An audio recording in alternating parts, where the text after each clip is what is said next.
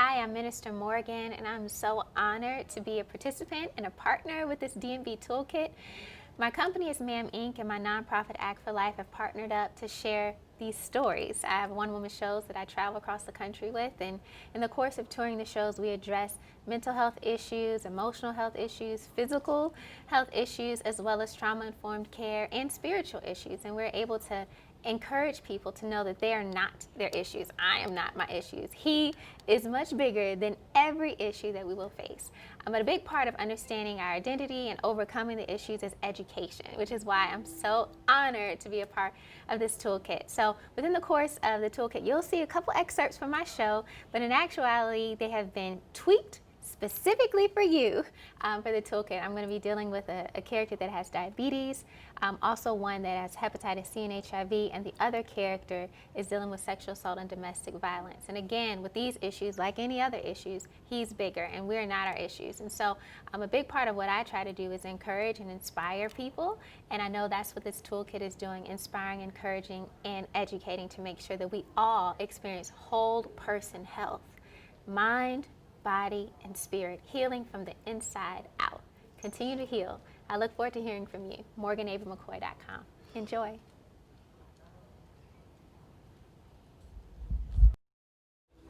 Junkie. It's time to get clean. But what does that even mean? I was put on the streets when I was just a girl. So I got high.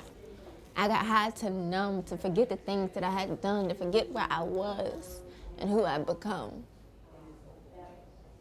People looked at me and they saw high girl, working girl, junkie girl, but they didn't see that I was a scared girl, that I was a rejected girl, that I was a hurt girl, that I was just a girl. And this pastor came one day on the street and he said, "You can be God's girl." And he told me that God loved me, and I ain't heard nobody tell me that they love me in a long time. I mean, I was about 5 the last time my grandma told me she loved me before she died, so I was happy to hear that somebody loved me. I mean, I was high as a kite. But that preacher preached to me that night, and I wanted to get my life right. I wanted to change. I got in a program and I got clean and I got me a job and I worked and I saved up money so I could get an apartment. I mean, it was small, but it was mine. And I'll never forget the first time I bought my first bed. It was a twin size, but I laid in that thing like it was a king. Because I was just so happy to have my own bed. I worked my butt off. So I wanted to get my kids back, you know, show that I'm responsible. Now that I'm clean, I can take care of mine. But I was tired. I got tired all the time. I woke up tired, went to bed tired, was at work tired. I couldn't understand it. I used to work all night. Now that I'm doing right, I'm just so tired. Then I got this cold or flu or something, and I couldn't get rid of it. And I didn't believe in taking no meds because I thought a Tylenol could even set me back, so I ain't take nothing.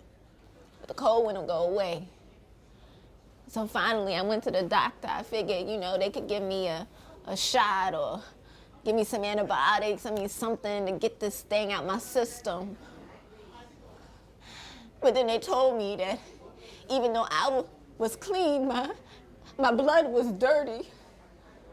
That I have HIV and hepatitis C co-infection. I felt like somebody threw me off a building. Here I was climbing up almost to the top and I got thrown off the building. You know, if I told somebody that I was in recovery for 5 years clean, they would give me a standing ovation. But if I told somebody I got HIV, they run from me. They run from me. I want to run from me. The doctors say, you know, HIV doesn't have to be a death sentence, which is true, but it's still a sentence. It's time I'm serving.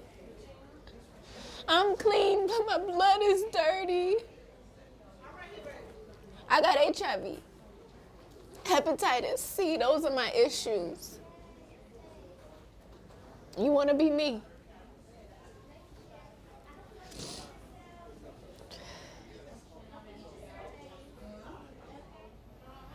My name is Mother Arlene Pearl. I'm the mother of Greater Emmanuel Baptist Church of God in Christ. I serve that church faithfully as the mother of the church, and I'm also the grandmother, great-grandmother of 5 great-grandchildren.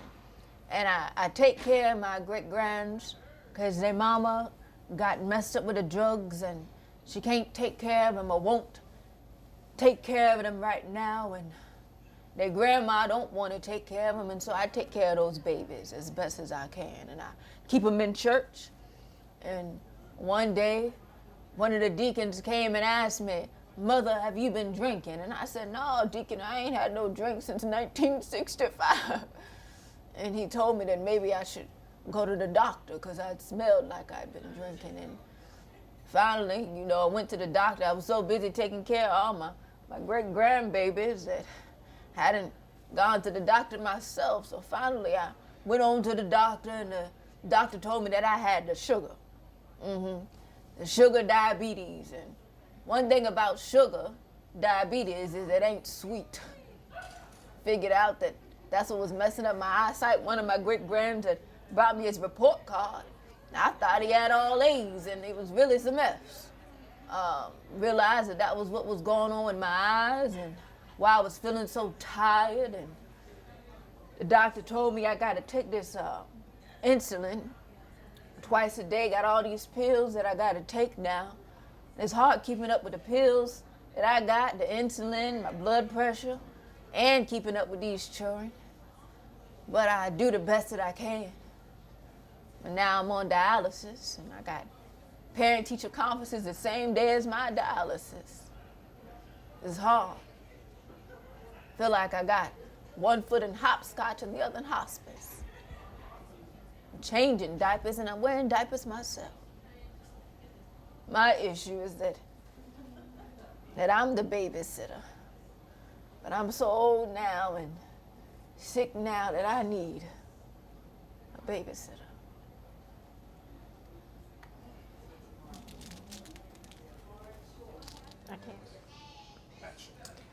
My stepdaddy told me, "You always walking around here like a big girl. I'm going to show you what big girls do." I was just 9. And he told me not to tell nobody, so I didn't because I was scared. But it kept happening. So by the time I got 13, I was tired. And I told my mom, and I said either he was leaving or I was. So I left. But then I met TJ. And we've been together ever since. I mean, he a good man, He take care of me. He bought me this house. We got 3 kids. My grandma was like, "You need to tell him to put a ring on it." And I did. So we've been engaged for like 9 years, but he ain't going nowhere. I mean, he do got a little bit of a temper problem. But he never break no bones or nothing. Like, I never have to go to no hospital or anything. Like, he might just grab me or choke me to get my attention because I got a mouth, okay? And he don't really like it when I talk back. But I know he love me. It's just sometimes he don't know how to show it because his dad used to beat on him and his mom, so he don't know how to handle conflict like that, And I figure ain't nobody perfect, right? So I'd rather be with him and happy 80% of the time and maybe a little hurt 20% of the time than to be by myself all the time. It's crazy though, because I didn't realize my kids know this.